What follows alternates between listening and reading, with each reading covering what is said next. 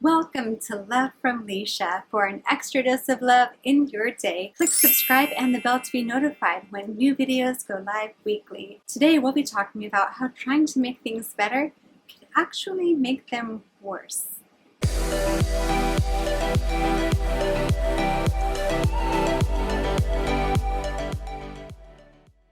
I have a confession to make.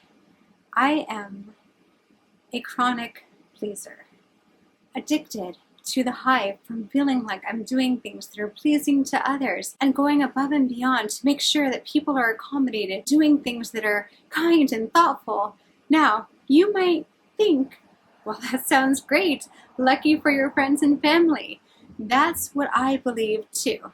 I thought the more that I do, the more that I give, the more it'll show everyone how much I care, how much I love them, how much they mean to me, how grateful I am. And so I would do more and more and more. The problem was that I did it with the hope of then receiving some sort of a response that would make me know they felt more loved as a result, that appreciation, that gratitude. Maybe they would do things in return. Not that I would do things with the expectation that I would get something in return, but it's like giving more love would bring more love. And then when that didn't, that would lead to resentment. Things such as thinking in my head with my children, I'm cleaning their clothes, making them special customized meals, going out of my way to take them to special places, and they're just being grouchy and ungrateful and not helping where they can. And that is where the problems start, is doing so much. One, it wore me out. And two, it was with the expectations that there would be fulfillment that would come as a result. And instead, it was just stress and exhaustion. And then, don't even get me started, when we have guests over and I'm thinking about what each person would like and wanting to make sure that there was something for everyone and that everyone would be so happy and feel like I had really thought of them and wanting them to feel special. And that's great too, except for when I'm also then the hostess who's running around like crazy, clinking and clanking in the kitchen because I'm trying to make not just a few special things, but dozens of special things, so much where I'm scrambling and then I'm just hot and I'm tired and so busy that I'm not even socializing and interacting with them. Being considerate, being kind, being thoughtful, all of that is good to an extent.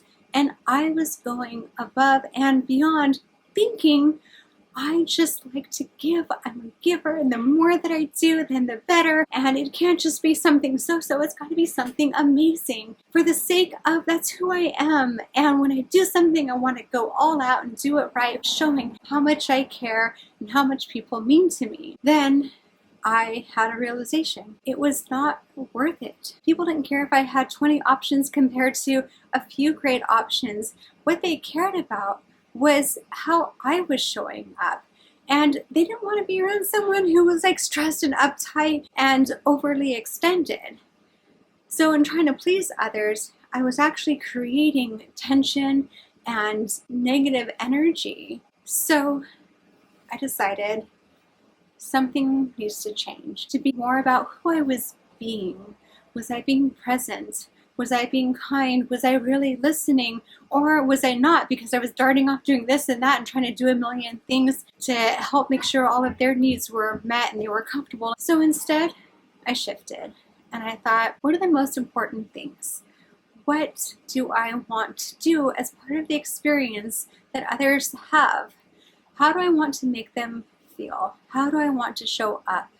Do I want them to remember that they had more than they could ever imagine having, but I had this crazy energy? Or was it that they were comfortable and happy and things were pleasant and that I was really there completely in tune with them, making them feel special because of who they were, and it wasn't about what I was doing or how much I was doing? Times when I have made that shift and instead just come into being fully present, there's that quality there that makes those experiences so much more memorable and warm and positive. And that's where the beautiful memories that one savors are created. It's not about how much, it's about who you are being in those moments. So I encourage you, if you are someone where you are constantly doing more and more and more, thinking that that's going to show how much you love others and show your thoughtfulness and the kindness and the gratitude that you feel for them, but it's coming at a price where you are feeling stressed and overextended, pull back on that. Just come into a place of calmness, take some breaths, and consider, what interaction do I want to have? How do I want to be? How am I going to take this person in and really be with them rather than just coexisting and running around while they're doing their thing? As Maya Angelou said, people will forget what you said. They will forget what you did. They will always remember how you made them feel. How do you want to make others feel?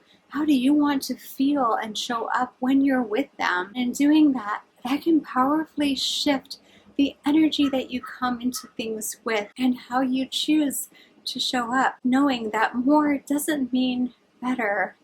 Being who you are authentically and being present, that is priceless, and that's the best thing you can do for others and for yourself. I would love to hear from you in the comments about experiences that you have, and if you're someone who tends to be a pleaser and overextend yourself, what is it that you can change in your life? What modifications are you willing to make for the sake of being more calm and peaceful and having even more connected and quality, meaningful time with those in your lives? I would love to hear from you. And if you like this video, please click like, share, subscribe, click the bell to be notified of upcoming episodes. And for more about me, my website is coachlisha.com. Until next time, with more love from Lisha. Bye!